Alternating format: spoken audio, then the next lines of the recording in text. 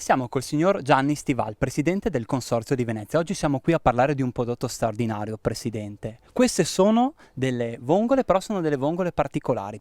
Noi l'anno scorso abbiamo ottenuto questa grande certificazione a marchio MSC, che è di pesca sostenibile, vuol dire che si può fare pesca sostenibile se si vuole. Queste che tengo in mano io sono vongole biologiche di caule, in questo caso siamo i primi in Italia come pesca, diciamo, di vongole biologiche. Queste sono vongole autoctone, sono noi in dialetto diciamo pevarasse, no? O lupini, diciamo così, in altre realtà in italiano. Ecco, queste sono le vongole a marchio MSC che è, diciamo, in tutta l'area veneta, che comprende dal Po al Tagliamento. Queste si pescano dal Po al Tagliamento, quindi tutto il Veneto compreso Chioggia. È un riconoscimento internazionale, mi diceva prima.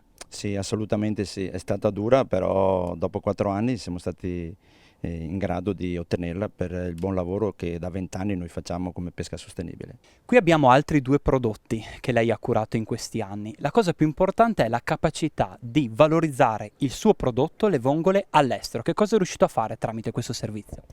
Abbiamo cercato di, oltre a vendere il nostro prodotto che facciamo a 40.000 kg al giorno, questa è la nostra vendita giornaliera, e quindi adesso abbiamo già in qualche modo, insomma, abbiamo già dei mercati, siamo già andati a Dubai, siamo già presenti a Dubai e da 10 giorni in Australia a Melbourne.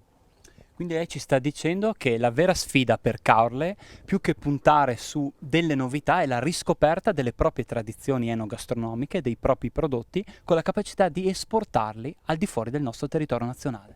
Certo, in questo caso ovviamente io rappresento i vongolari di mare, le vongole di mare, e quindi faremo le vongole surgelate, ma da ottobre faremo anche altri prodotti evidentemente, perché se abbiamo la fabbrica, quindi potenzialmente possiamo fare. Io voglio fare personalmente dei prodotti autoctoni, il moscardino di Caorle, la seppiolina di Caorle, il canestrello di Caorle, tutti quei prodotti di stagionalità che è giusto dargli quel valore che meritano. Quindi mi dice che c'è stata una solidarietà fra pescatori, una vicinanza delle istituzioni al suo mondo e quindi anche una visione positiva per il futuro di Caorle e di tutto questo territorio. Ma sì, perché io penso e dico sempre ai miei associati, no, che bisogna fare gli agricoltori in mare. Cioè il mare dà ancora tantissimo, ha tre condizioni. Bisogna amarlo, bisogna rispettarlo e quando chiede aiuto bisogna aiutarlo. Queste sono tre cose che io dico sempre ai miei associati e quindi bisogna imparare dal contadino. Non si può andare in mare e fare razzia del nostro male poi a fine, perché a fine siamo noi che viviamo in mare. Quindi se vuoi dare un futuro per te stesso e per i tuoi figli, la condizione secondo me è questa.